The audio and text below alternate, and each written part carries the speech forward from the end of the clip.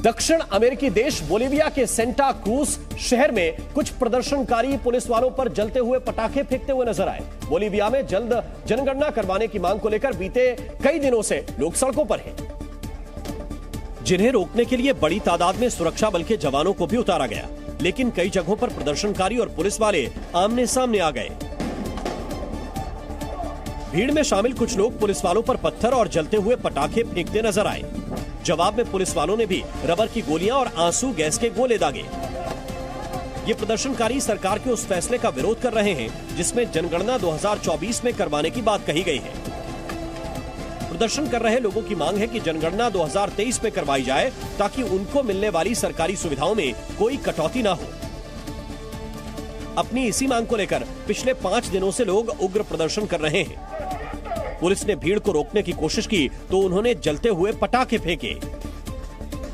केदारनाथ धाम के कपाट शीतकाल के लिए बंद कर दिए गए। हजारों श्रद्धालुओं की मौजूदगी में बाबा की मूर्ति शीतकालीन गद्दी स्थल ऊखीमठ के लिए रवाना हुई। इस दौरान केदारनाथ धाम हर हर महादेव के जयकारों से गूंज उठा। सेना की मराठा रेजिमेंट के बैंड की भक्तिमय स्वर लहरियों के बीच 3000 से ज्यादा श्रद्धालु कपाट बंद होने के साक्षी बने। इसके बाद बाबा केदार की पंचमुखी डोली ऊखीमठ के श्री ओंकारेश्वर मंदिर के लिए रवाना हुई। शुक्रवार को बाबा की डोली गुप्त काशी के विश्वनाथ मंदिर में प्रवास करेगी।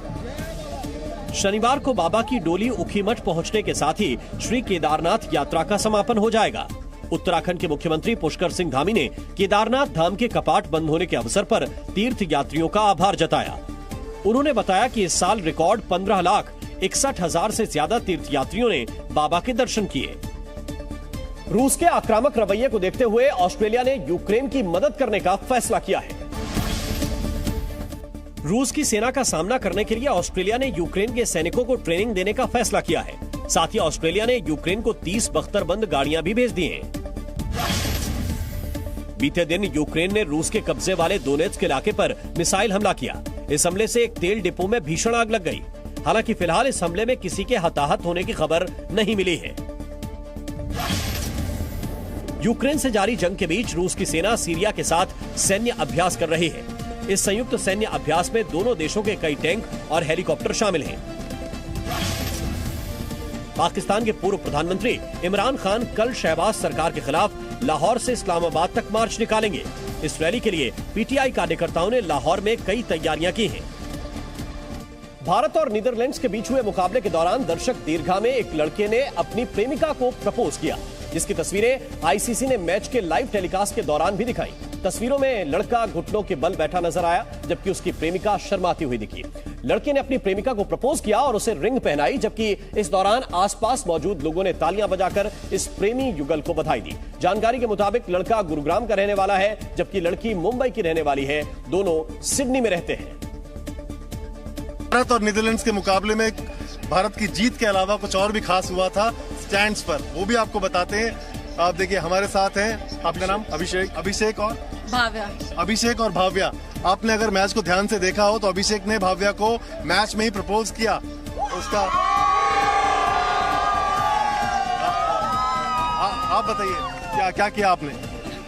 इनको पेरिस में प्रपोजल चाहिए था और मैंने सोचा कि उससे बड़ा करता हूँ कि पूरा वर्ल्ड देखे, तो हाँ बस हाँ बोल दी। थोड़ी सी डेयरिंग दिखाई, बस ठीक है। आप बताइए, आपने एक्सपेक्ट किया था ऐसा कुछ होने जा रहा है? मैंने कुछ एक्सपेक्ट नहीं किया था, मैं अभी भी शेक कर रही हूँ। ये सरप्राइज कैसा लगा आपको? I am very surprise, very shocked, I am very happy. तो आपने प्रपोज किया, आपने हाँ कर दिया, यही हुआ? कहाँ के रहने वाले? मैं वैसे गुड़गांव का रहने वाला हूँ, बट 6 साल से सिडनी में ही हूँ। आप कहाँ के रहने वाली है? मैं मुंबई की रहने वाली हूँ। और अभी बहुत साल से सिडनी में ही है? बहुत साल से, 3 साल से सिडनी में। तो आपने ये प्लान किया था, क्या सरप्राइज दिया था, क्या सोचा था? मैंने पहले सोचा था कि हम मेलबर्न भी गए थे मैच देखने। पहले मैंने सोचा था उधर प्रपोज करूंगा, बट वो मैच इतना इंटेंस था कि मौका ही नहीं मिला। तो फिर आज मुझे मौका मिला एंड देन बस मैं। दिखाइए जरा, रिंग दिखाइए। रिंग ये बताइए कि ये आपने सोचा था कि आपको ऐसे इस तरह स्टेडियम के बीच 50,000 लोगों के बीच प्रपोजल मिलेगा और वो स्क्रीन पर जाएगा? बिल्कुल भी नहीं लगा था। मुझे लगा था हमारे बीच में होगा, फैमिलीज के बीच में, वो भी बाद में, कभी अभी तो नहीं। तो ये तो पूरे देश और दुनिया ने आपकी एंगेजमेंट देख ली है। राइट। शौर्य दिवस के मौके पर केंद्रीय मंत्री किरण रिजिजू ने देश के पहले प्रधानमंत्री जवाहरलाल नेहरू पर हमला बोला। उन्होंने कहा कि पंडित नेहरू की गलतियों का खामियाजा देश को भुगतना पड़ा। रिजिजू ने कश्मीर पर नेहरू की 5 गलतियां गिनाई। रिजिजू ने ट्वीट किया, महाराजा हरि सिंह जुलाई 1947 में ही भारत में कश्मीर का विलय चाहते थे, लेकिन नेहरू ने नकार दिया। नेहरू ने कश्मीर के विलय को मंजूरी तो दी, लेकिन शर्तों के साथ। पंडित नेहरू आर्टिकल 35 के तहत यूएनओ में मामला लेकर गए, आर्टिकल 51 का इस्तेमाल नहीं किया। रिजिजू के मुताबिक यूएन के दखल के बाद ही कश्मीर में जनमत संग्रह की मांग खुलेआम उठने लगी। रिजिजू ने कहा कि पंडित नेहरू ने आर्टिकल 370 लगाया, जिससे अलगाववाद की भावना पनपी। रिजिजू के मुताबिक उनकी लिखी सारी बातें दस्तावेजों में दर्ज हैं। जवाहरलाल नेहरू जी ने जो लोकसभा में जो बात कही थी, जो उन्होंने कॉन्स्टिट्यूशन असेंबली में बात रखी थी, या यूनाइटेड नेशन में जो लेके गई बात, ये सारे जो मुद्दे हैं, ये तो मैंने कोई इसको खोज के निकाला तो नहीं है, ये तो ऑलरेडी डॉक्यूमेंटेड है। रिजिजू के बयान पर कांग्रेस ने पलटवार किया। मोदी सरकार के मंत्रियों को ये नकली हिस्ट्री बेचने के स्थान पर कश्मीर में स्थिति कैसे सुधरे उस पर ध्यान देना चाहिए। और रिजिजू के बयान के बाद बीजेपी ने प्रेस कॉन्फ्रेंस करके देश के पहले प्रधानमंत्री पंडित जवाहरलाल नेहरू के फैसलों पर सवाल उठाए। बीजेपी प्रवक्ता गौरव भाटिया ने कहा कि पीओके नेहरू की गलती है। उन्होंने देश हित का ध्यान नहीं रखा, जिसकी बड़ी कीमत हमारे देश को चुकानी पड़ी। ये भी एक बहुत बड़ी भूल थी कि जवाहरलाल नेहरू जी ने जो हमारा अंदरूनी मामला था उसको यूनाइटेड नेशंस में रखा। बीजेपी प्रवक्ता ने देश का अंदरूनी मामला संयुक्त राष्ट्र में ले जाने के फैसले पर भी सवाल उठाए। बीजेपी प्रवक्ता ने आरोप लगाया कि अगर पंडित नेहरू सही फैसला लेते तो पीओके का मसला नहीं होता और भारत को जिहादी आतंकवाद का सामना नहीं करना पड़ता। सरदार पटेल जी के नक्शे कदम पर चलते हुए